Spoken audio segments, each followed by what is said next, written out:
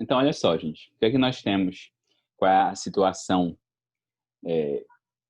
Talvez um dos problemas que a gente deva considerar para reforçar essa necessidade de não... Essa necessidade de abandonar o relativismo, colocando termos mais diretos. E eu acho que o terceiro problema aí deixa isso bem claro, se a gente tiver uma dúvida entre o segundo e o primeiro. O relativismo, ele considera que, de alguma forma, a cultura ela é um ambiente democrático. A cultura é um ambiente onde as pessoas participam na formação das práticas culturais, as pessoas concordam com as práticas culturais, as pessoas podem escolher não participar das práticas culturais. No fundo, não é admitido isso explicitamente, mas no fundo é esse o pressuposto deles. Os adeptos do relativismo vão dizer, olha, no fundo, a cultura é um ambiente onde as pessoas participam e se sentem bem, acolhidas e algo do tipo. Só que não é verdade. Muitas vezes, a cultura, ela não é uma prática, ela não só não é uma prática democrática, como ela é uma prática que mantém relações de opressão, violência e violação de direitos. Muitas vezes, as culturas são ambientes onde você tem uma relação de poder e onde determinados grupos usam a cultura para oprimir, para dominar, para violar direitos de outros grupos. Então, de novo, exemplo, mutilação genital feminina. Aí você acha que as mulheres de alguma forma concordam e endossam, e nossa, realmente é assim que funciona a vida. E se eu tivesse a opção de ver uma outra cultura, não viveria. Não, ela já está dentro da cultura. Ela já está naquela relação de poder. Ela não tem opção de não aderir a essa prática. Ela não tem a opção de dizer, olha, muito boa a prática de vocês, mas eu não quero sofrer essa mutilação. Não quero perder parte do meu órgão genital, que às vezes leva à infecção e às vezes leva à morte. Não quero. Não é assim que funciona a cultura. A cultura, muitas vezes, é uma relação de violência, de um grupo contra outro. Então, sociedades em classes, em castas, melhor dizendo. Sociedades em estamentos ou em castas. A pessoa que está lá, o Dalit que limpa o chão da rua, ele encontra uma justificativa para aquilo, religiosa e por aí vai. Mas a formação dessa cultura não foi democrática. Não foi assim, não, todos nós concordamos que vai funcionar assim e alguns vão ter muitos empregados e alguns outros não vão ter nem o que comer. Não. E aí a gente pode trazer para a nossa cultura, né? Para não dizer assim, não, você está fazendo outras culturas, avalie a sua cultura, avalie a nossa cultura. A cultura brasileira, por exemplo, é uma cultura fortemente marcada por atos de objetificação da mulher.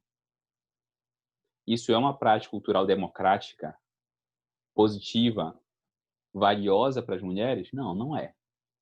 Não é. Mas se perpetua? Se perpetua.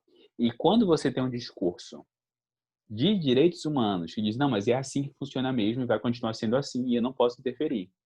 Esse é um discurso de direitos humanos que perpetua relações de violência e violação de direitos. Por isso, o relativismo também não é uma opção. Então, eu não tenho uma opção no universalismo, porque ele vai impor e vai dominar e vai eliminar culturas, mas o relativismo também não é uma opção. Tá, então a gente tem que encontrar um tipo de universalidade que não seja absoluta, igual ao universalismo. Sim. Qual opção nós temos? Uma opção que, a meu ver, é que nós deveríamos endossar é a opção da universalidade analógica. Não é universalismo, porque ele não tenta impor uma universalidade. Chama de universalidade analógica, ou dialógica ou analógica, como às vezes vocês vão ouvir também. Nessa universalidade, o que é que nós temos? Nós temos uma ideia de que nenhuma cultura depende de uma única prática cultural para sobreviver. Explique melhor, professor. Não.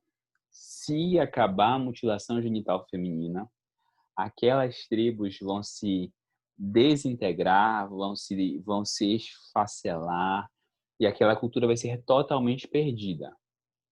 Se os Yanomami pararem de praticar o infanticídio indígena, então eles vão se largar a tribo e eles vão entrar em total ruína ou decadência. Não, gente. Nenhuma cultura vive de uma única prática. No Brasil é muito presente a cultura da objetificação da mulher. Se o Brasil parar de objetificar a mulher, se a gente conseguir combater isso e conseguir, com vitória, eliminar essa prática, a cultura brasileira se perdeu? Não, a cultura brasileira é muito mais que isso. Então, olha só, o que eu estou dizendo aqui a cultura é algo muito mais abrangente que práticas culturais específicas. E a gente faz uma comparação assim. A cultura é como se fosse um feixe. Vários fios. Cada fio é uma prática cultural distinta. Se eu tirar um fio, acaba aquela cultura? Não, não acaba. Porque nenhuma cultura depende de uma prática específica para sobreviver. Então, quando eu combato uma prática específica de violação de direitos humanos, esse combate não gera a destruição necessária dessa cultura. E, obviamente, por consequência, esse combate a essa violação de direitos não é um tipo de imperialismo. O imperialismo é algo muito mais abrangente, muito mais forte. Mas ainda assim, há uma possibilidade de imperialismo. Quando?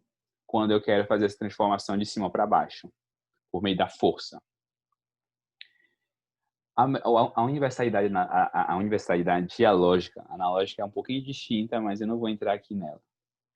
A universalidade dialógica, ela vai dizer assim, olha, a prioridade para a mudança dessa cultura, para a substituição dessa prática cultural, não é a imposição pela força. É a transformação por meio de um diálogo intercultural. Você vai promover que as culturas conversem entre si, que por meio desse diálogo elas consigam superar esses desafios. Professor, mas e aí, o Estado não vai entrar nunca? Pode entrar. Em situações excepcionais, em situações extremas, o Estado pode intervir. Mas a prioridade não é a intervenção dele.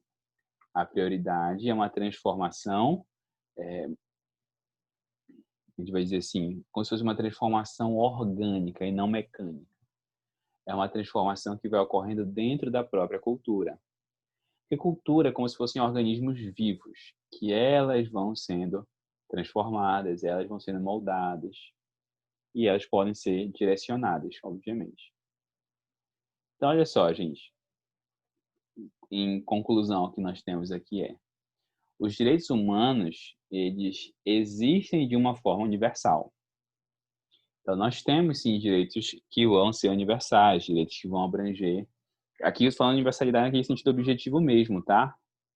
Os direitos, o conteúdo desses direitos, de alguma forma, é universal. Nem coloquei aqui, tem que colocar. Dimensão controversa sobre a possível universalidade. Tá? Então, sim, os direitos humanos têm um conteúdo universal. Só que a aplicação deles não é universal.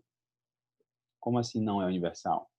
A aplicação dos direitos humanos, ela vai depender e vai variar caso a caso. Especificamente essa aplicação, no caso concreto, vai considerar as situações culturais específicas, as mudanças culturais e por aí vai. Então, para a gente ser um pouco mais dogmático, né? Então, direito à vida. O direito à vida é um direito universalmente garantido, tanto universalmente em relação aos sujeitos, toda e qualquer pessoa tem direito à vida, quanto em relação ao conteúdo. A vida é garantia contra a morte, garantia de boas condições de vida. Agora, como é que eu protejo a vida em uma comunidade indígena e como é que eu protejo a vida em uma sociedade industrializada? É da mesma forma? Não. A aplicação e a concretização desse direito vai variar de uma cultura para outra. E isso não é nenhum problema. Isso é o processo normal de aplicação de uma norma jurídica, que neste caso vai precisar de um pouquinho mais de cuidado da parte do intérprete, que não vai poder impor isso, não vai poder desconsiderar a tradição, a cultura, a história de cada destinatário. Perfeito, gente? Ficou claro esse ponto? Olha só, deixa eu mostrar para vocês um caso, para vocês entenderem mais ou menos como é que funciona essa situação do infanticídio indígena. Então, olha só esse caso que saiu na Folha. Em uma aldeia indígena de Caracaí, pequena cidade de Roraima, a jovem de 21 anos dava à luz a seu quarto filho e desesperou-se ao notar que o recém-nascido tinha uma má formação na perna. Mesmo já sabendo o que ia acontecer, consultou os líderes da sua tribo Yanomami. O bebê não chegou a ser amamentado, passou por um ritual em que foi queimado vivo. As cinzas foram usadas para preparar o mingau, oferecido a todos da tribo. A Índia contou a parente ficou triste, pois queria cuidar da criança, mas entendeu que era a tradição. A morte de bebês, geralmente com até 6 dias de vida, é praticada, segundo as lideranças indígenas, entre tribos Yanomamis menos aculturadas e de recente contato com o homem branco. Ocorre, em maioria dos casos, quando a criança nasce com algum tipo de deficiência física, com uma deficiência física, mas há também morte de gêmeos ou por suspeita de que a mãe cometeu adultério ou foi estuprada. Esse é um caso típico de debate sobre a universalidade dos direitos humanos. Em casos extremos, o Estado poderia intervir. Então, por exemplo, se um servidor público retirasse essa criança, isso seria uma violação de direitos humanos? Não, não seria. Mas não deve ser o modo predominante de atuação do Estado. A atuação do Estado deve ser prioritariamente em tentar fazer com que a própria tribo abandone essa prática. Tá bom?